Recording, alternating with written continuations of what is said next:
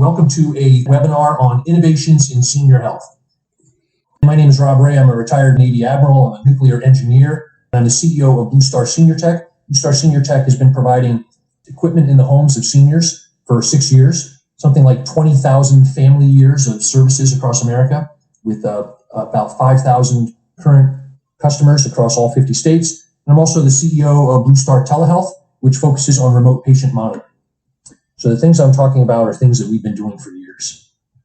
RPM has 5 steps. First of all, the provider prescribes. The doctor or a clinical provider in the practice sees a patient or knows a patient or has a patient, and they see them either in the office or via video or through some telehealth encounter, and they decide Mrs. Smith has hypertension, she's had a problem with keeping her medication appropriately regulated, and therefore her blood pressure has been all over the block. We're going to prescribe RPM for her. You have to get patient consent to do that. Step 2, activation. Someone has to assemble the equipment and then program it and then ship it to Mrs. Smith. Then we train Mrs. Smith in its use. And then CMS reimburses for that with CPT code 99453. Across the country, the average reimbursement for that is about $19. The next step is ongoing operation. Now there's hardware in Mrs. Smith's home. There's software that's taking the data and transmitting it through the cloud to the nursing staff and to the providers. There's communications to make all that communication work. There's tech support.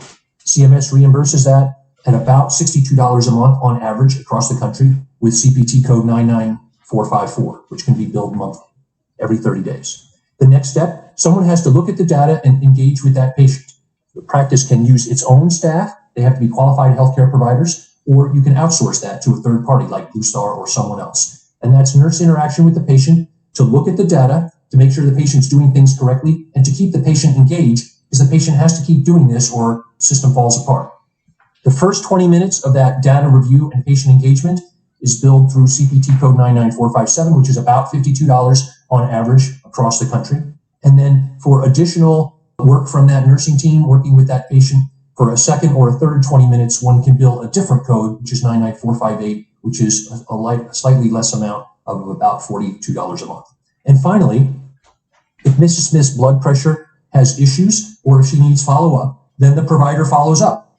And the provider interacts with Mrs. Smith, and it can be a telehealth engagement, and then it would be billed under whatever CPT code for the telehealth engagement is appropriate.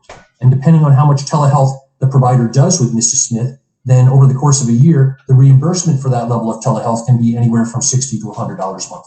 If you have questions about RPM or you want to talk about how you might be able to implement it in your practice, we'd be happy to provide free consultation, happy to answer your questions, happy to shoot the breeze. We won't be selling stuff. We'll just be trying to explain stuff because that's what we do. Nothing is irrevocable. If you try it, you're not stuck with it. Okay, if you try it a certain way, you're not stuck with that. There's no upfront investments. Think of the move towards telehealth and the move towards RPM. It's a journey. It's not a single event, and you can make adjustments.